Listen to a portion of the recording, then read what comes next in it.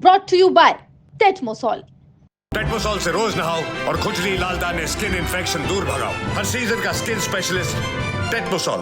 तो रोहित और कोहली के संन्यास के बाद टीम इंडिया टेस्ट क्रिकेट का एक नया दौर शुरू हो गया है। शुभमन गिल लीड करेंगे, ऋषभ पंत उप कप्तान होंगे और इसके साथ ही मौका किसको दिया गया है आप ये देखिए, करुण नायर की यहां पर वापसी हो गई है, वॉशिंगटन सुंदर को मौका दिया गया है, प्रसिद्ध कृष्णा को मौका दिया गया है, साई सुदर्शन जिन्होंने बेहतरीन आईपीएल में बल्लेबाजी करी, साई सुदर्शन को मौका दिया गया है।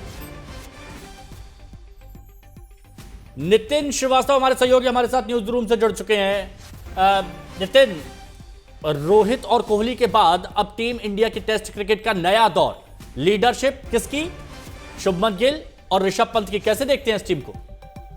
जी बिल्कुल, आपने बिल्कुल ठीक कहा कि रोहित शर्मा और विराट कोहली के जाने के बाद सबसे बड़ा चैलेंज भारतीय सिलेक्टर्स के पास यह था कि नया कप्तान क्यों होगा, क्योंकि रोहित अब आपको व्हाइट्स में नजर नहीं आएंगे और चूंकि शुभमन गिल का नाम ऑलरेडी चर्चा में था और मैं आपको बता दूं कि एक 4 से 5 घंटे की मीटिंग अब से कुछ दिनों पहले जो है वो एक बीसीसीआई के अधिकारी के साथ शुभमन गिल की हुई थी और चूंकि ये एक नई टीम है और आपको एक जो सिलेक्टर्स हैं वो यंग ब्लड के साथ जाना चाहते थे, यंग टैलेंट के साथ जाना चाहते थे। इस वजह से आपने देखा होगा कि ऋषभ पंत जो है वो इस टीम में उप कप्तानी की भूमिका निभाएंगे और केएल राहुल जो पहले भी भारतीय टीम की कप्तानी कर चुके हैं उनको भी। मैं नितिन आपको रोकता हूं, हमारे स्पोर्ट्स एडिटर विक्रांत गुप्ता हमारे साथ में जुड़ चुके हैं। विक्रांत, आप कैसे देखते हैं इस नए जोश को?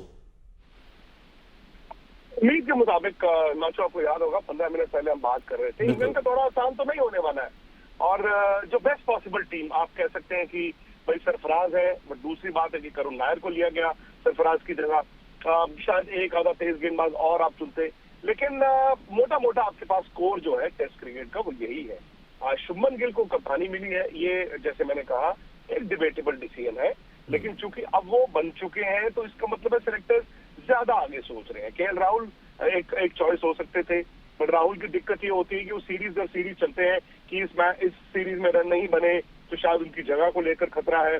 बुमराह एक ऑप्शन थे, बट बुमराह अभी अजीत करकर ने खुद ही कह दिया कि शायद पूरे टेस्ट मैचेस में अवेलेबल नहीं होंगे, तो शुभमन गिल कप्तान है और मुझे लगता है कि शुभमन गिल के लिए भी ना शायद ये वो वक्त आ गया है जहां पर कप्तान के तौर पर अपने आप को असर्ट करना और अपने बल्लेबाजी में निखार लेकर आना, ये उनके लिए दो बड़ी चुनौतियां रहेंगी।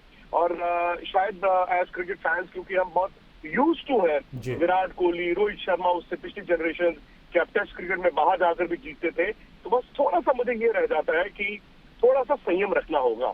इंग्लैंड इतना आसान नहीं होगा और थोड़ा सा संयम इस टीम के साथ रखना होगा। आपने शुरुआत में जैसे कहा था कि शुभमन गिल को कप्तान बनाया जा सकता है, वो तो यहाँ पर हो गया, लेकिन अब अभिमन्यु ईश्वरन, करुण नायर की लंबे वक्त के बाद जब वापसी हुई है तो इसे कैसे देखेंगे आप?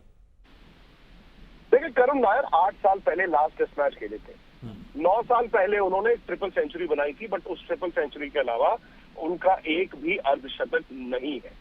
पिछले साल उन्होंने डोमेस्टिक क्रिकेट में बड़े रन बनाए और क्योंकि वो काउंटी क्रिकेट खेलते हैं तो मुझे लगता है इसीलिए उन्हें तवज्जो दी गई है कि काउंटी क्रिकेट का तजुर्बा है।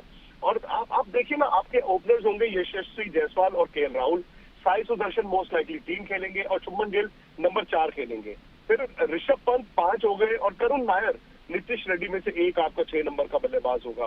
सो देखना यह भी है कि इंग्लैंड जो ये सीरीज है ये 20 जून से शुरू है, उसको कहते हैं first half of the English summer, यानी कि ठंड होती है। पहला टेस्ट मैच उन्होंने लीड्स में रखा है जो और ठंडा होता है और वहां पर सीमिंग ट्रैक आपको मिलता है, विकेट पे घास मिलता है। अगर इंडिया 200-250 रन, मैं कह रहा हूँ 200-250 रन भी बोर्ड पे लगाता है तो इंडिया के पास वो बॉलिंग है, वो फास्ट बॉलिंग है जो इंग्लैंड को दबाव में लेकर आ सकता है। लेकिन आपने फास्ट बॉलिंग की बात की विक्रांत, बहुत सारे लोग ये जानना चाहते हैं कि आखिर जसप्रीत बुमराह को लेकर क्या कुछ अजीत आगरकर की तरफ से कहा गया है? स्पष्ट हो पाया है कि पूरा खेलेंगे कि नहीं खेलेंगे?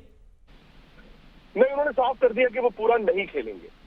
खबरें आप पढ़ ही रहे थे, उन्होंने बोला है कि या तो वो 3 टेस्ट मैचेस खेल पाएंगे या 4 टेस्ट मैचेस खेल पाएंगे और मुझे लगता है कि ये थोड़ा सा कहना इस वक्त मुश्किल होगा कि क्या 4 भी वो खेल पाएंगे। उन्होंने ऑस्ट्रेलिया द्वारा तकरीबन सारा खेला और सिडनी में जाके उनको चोट लगी, चोट ऐसी थी कि 3-4 महीने में बाहर भी रहे, लेकिन अब बात वही आ जाती है ना कि मैनेज करना पड़ेगा। मोहम्मद शमी नहीं है इस टीम में, ये भी याद रखिए कि मोहम्मद शमी भी नहीं है, तो मोहम्मद शमी भी ये कहा जा रहा था कि आज दिन में शायद 15-20 ओवर वाली फिटनेस नहीं है, तो मोहम्मद शमी भी नहीं है। ये बहुत बड़ी बात है। मोहम्मद सिराज है आपके पास, प्रसिद्ध कृष्णा है, आपने एक यंग फास्ट बॉलिंग अटैक के साथ जाना मुनासिब समझा है। तो देखना यही होगा जो पहले। अच्छा विक्रांत, एक बात बताइए, आपने ओपनिंग आपने शुरुआती खिलाड़ियों के बारे में बात किया जो लीड करेंगे, आपने बॉलर्स के बारे में बात किया, लेकिन मिडिल ऑर्डर और स्पिनर के बारे में क्या? 3 स्पिनर्स चुने गए हैं, जडेजा, कुलदीप और सुंदर। आप इंग्लैंड में क्रिकेट देखें, कभी भी first half of the summer में 2 स्पिनर्स नहीं खेलते। एक ही जगह है जहां पर आपको 2 स्पिनर्स दिख सकते हैं, वो होगा लास्ट टेस्ट मैच ओवल का। यानी कि पहले 4 टेस्ट मैचेस में आपको एक स्पिनर दिखेंगे, और जडेजा का तजुर्बा है, जडेजा एक ऑलराउंडर भी है, बैटिंग भी कर लेते हैं। बल्कि अगर आप इस बैटिंग ऑर्डर को देखें तो सबसे ज्यादा तजुर्बे वाले और सक्सेसफुल बैट्समैन जडेजा ही है, वो आपको 7 नंबर पर दिखेंगे। अच्छा, ऋषभ पंत का भी टेस्ट क्रिकेट में रिकॉर्ड बड़ा अच्छा है, और चोट के बाद ऑस्ट्रेलिया दौरा उनके लिए कोई बहुत ज्यादा अच्छा नहीं गया। तो मतलब कुल मिलाकर विक्रांत, ये कहा जा सकता है कि जोश तो हाई है युवाओं का, लेकिन चुनौतियों से सामना होने वाला है इंग्लैंड में, और वो कैसे अब बखूबी होगा ये देखना होगा। शुक्रिया आपका हमारे साथ जुड़ने के लिए। स्पोर्ट्स तक पर आपको न सिर्फ खबरें मिलेंगी बल्कि आपका ओपिनियन भी मैटर करता है। ये आप ही का मंच है। आइए बताइए, भारतीय क्रिकेट टीम से आप क्या उम्मीद करते हैं। रहिए स्पोर्ट्स तक के साथ। सब्सक्राइब कीजिए स्पोर्ट्स तक को यूट्यूब और फेसबुक पर।